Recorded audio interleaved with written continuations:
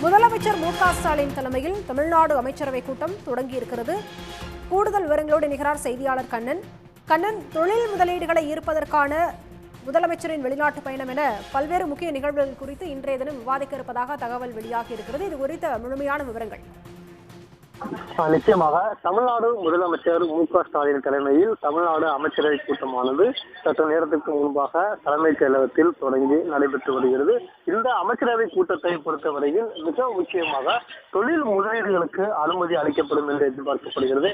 அதன்படி பார்த்தோம் என்றால் பேபால், உட் இந்தியா, அமெரிக்கன் எக்ஸ்பிரஸ் கம்பெனி உள்ளிட்ட 8 நிறுவனங்களின் தொழில் முதலீடுகளுக்கு அமைச்சரவை கூட்டத்தில் ஒப்புதல் அளிக்கப்படும் என்று எதிர்பார்க்கப்படுகிறது. மேலும் ஏற்கனவே உள்ள தொழில் நிறுவனங்களுக்கு சலுகை அளிப்பது தொடர்பாகவும் அமைச்சரவை கூட்டத்தில் மிக முக்கியமாக விவாதித்து நடவடிக்கை எடுக்கப்படும் என்று எதிர்பார்க்கப்படுகிறது.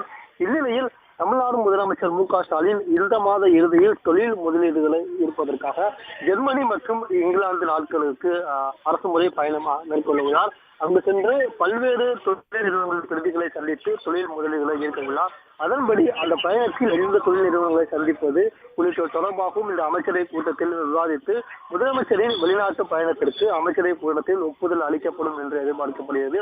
இதன்படி பார்த்தோம் என்றால் இந்த அமைச்சரவை கூட்டத்தில் நிறைய தொழில் நிறுவனங்களுக்கு ஒப்புதல் அளிக்கப்படும் என்றும் எதிர்பார்க்கப்படுகிறது. அதே போன்று முதலமைச்சரின் வெளிநாட்டு பயணத்திற்கு ஒப்புதல் அளிக்கப்படும் என்று எதிர்பார்க்கப்படுகிறது.